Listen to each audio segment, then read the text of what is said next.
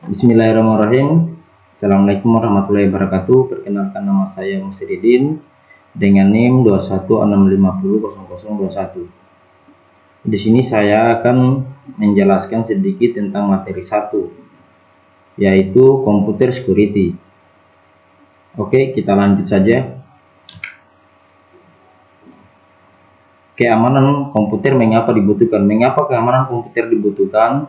Karena satu, information based circuit menyebabkan nilai informasi menjadi sangat penting dan menuntut kemampuan untuk mengakses dan menyediakan informasi secara cepat dan akurat menjadi sangat esensial bagi sebuah perusahaan maupun personal. Kedua, infrastruktur jaringan komputer seperti LAN dan internet memungkinkan untuk menyediakan informasi secara cepat sekaligus membuka potensi adanya lubang keamanan atau security hole. Oke, kita lanjut.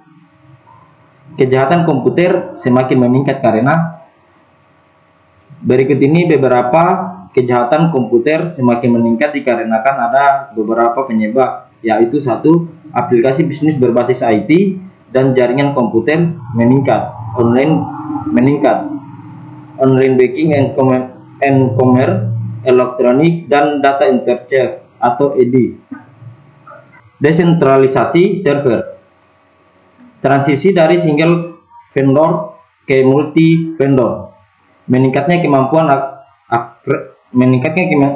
attack race dan meningkatkan kemampuan attack race dan kurangnya kemampuan pengguna sistem.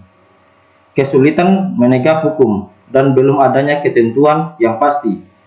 Semakin kompleksnya sistem yang digunakan, semakin besarnya source code pada program yang digunakan. Berhubungan dengan internet. Pengantar keamanan komputer. Keamanan komputer atau computer security adalah disiplin ilmu dan praktik untuk melindungi komputer, jaringan, dan sistem informasi dari ancaman dari serangan yang dilakukan oleh pihak yang tidak berwenang atau jahat. Keamanan komputer mencakup segala aspek yang berhubungan dengan potensi terhadap penggunaan atau penyebaran dan memanipulasi informasi digital ataupun data-data yang lainnya. Prinsip dasar keamanan komputer terbagi atas 6, yaitu 1. Confidentiality atau kerahasiaan, berarti menjaga kerahasiaan informasi dengan melakukan pembatasan hak akses seseorang, yang paling umum dengan menggunakan enkripsi. Contohnya yaitu data-data yang harus dijaga kerahasiaannya seperti data-data yang sifatnya pribadi, seperti nama, tanggal lahir, penyakit yang pernah diderita, nomor kartu kredit, nama ibu kandung, dan sebagainya. Data-data milik perusahaan ataupun perusahaan. Integrity atau keaslian, berarti menjamin bahwa data atau informasi yang dimiliki terjaga keasliannya, tidak berupa tanpa pemilik informasi. Integrity menuju pada tingkat kepercayaan terhadap suatu informasi.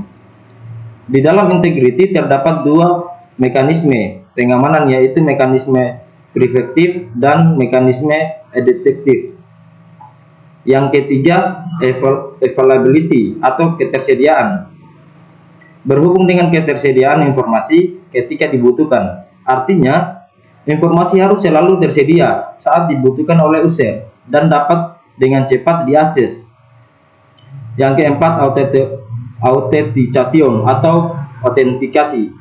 Metode ini untuk menyatakan bahwa informasi betul-betul asli atau orang yang mengakses atau memberikan informasi adalah betul-betul orang yang dimaksud. Terhadap beberapa metode autentikasi yang umumnya digunakan dalam keamanan komputer, seperti autentikasi berbasis kata sandi, autentikasi berbasis kunci publik atau privat, autentikasi berbasis biometrik, dan sebagainya.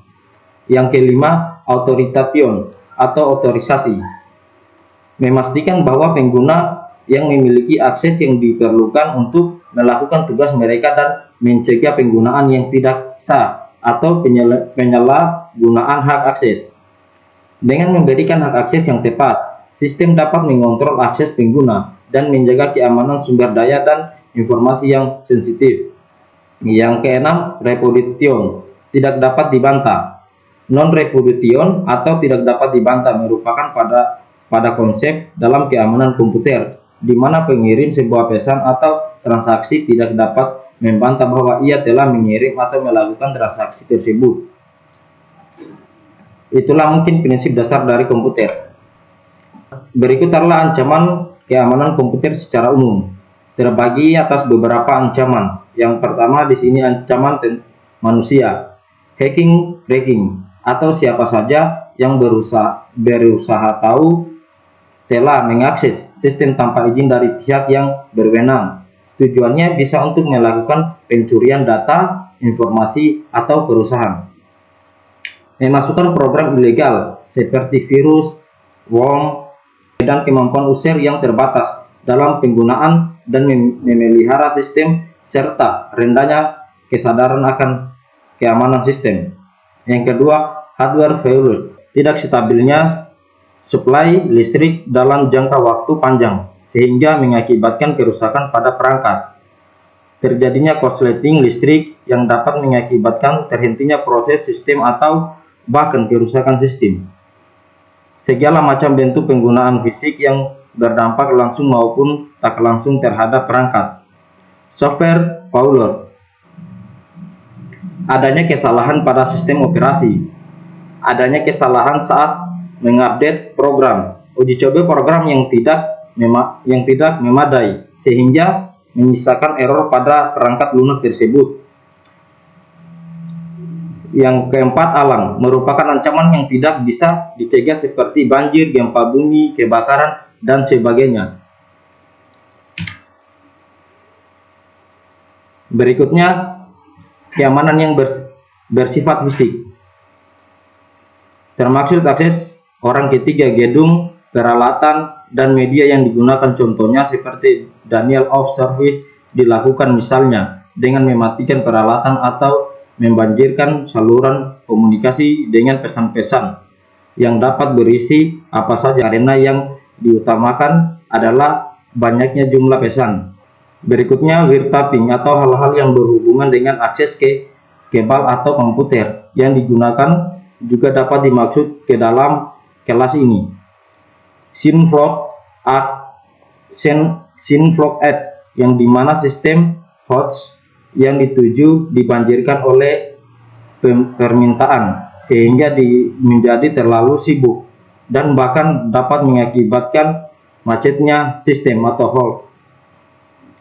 Berikutnya, keamanan yang berhubung dengan orang personel, identifikasi atau user dan paspor, profil risiko dari orang yang mempunyai akses atau pemakai dan pengelola, keamanan dari data dan media serta teknik komunikasi atau communication, deskripsi, RAR, dan VPN.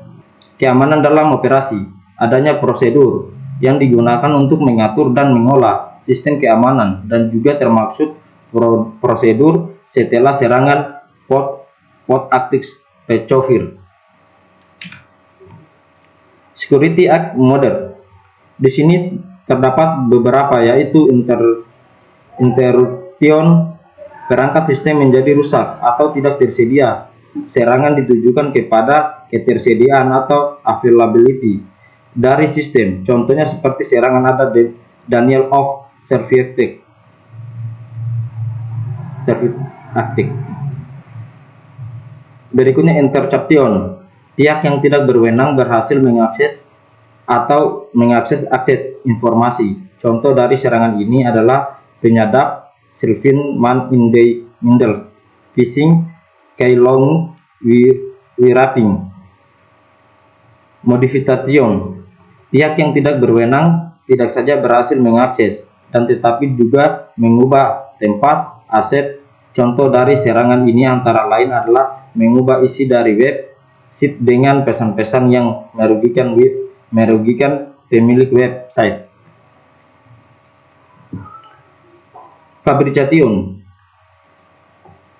pihak yang tidak berwenang dapat membuat hardware dan software palsu untuk mengontrol sistem. Contoh dari serangan jenis ini adalah memalsukan hardware seperti aslinya dan atau memalsukan pesan-pesan palsu seperti email palsu ke dalam jaringan komputer. Ilustrasi serangan keamanan komputer, yaitu Internet Service Provider, Hackers and Software, dan Government. 7 prinsip keamanan komputer. 7 prinsip dasar pada keamanan sistem Sonderburg BKK 2004 adalah sebagai berikut. 1. Menetapkan kebijakan polisi keamanan yang baik sebagai dasar untuk desain sistem. 2. Perlakukan keamanan sebagai bagian integral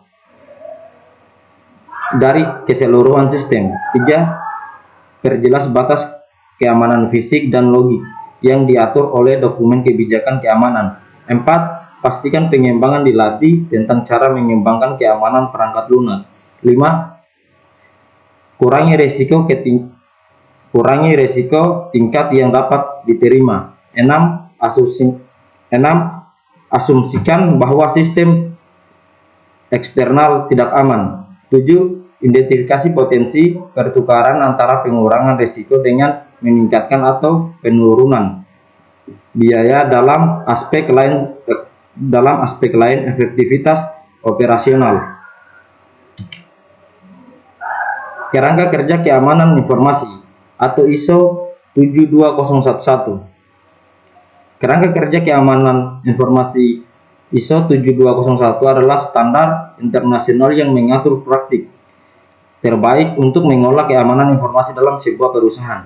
Standar ini memberikan panduan untuk merancang, menerap, mengoperasikan, memonitor, memeriksa, memelihara, dan meningkatkan sistem manajemen keamanan informasi atau ISMS dan di perusahaan.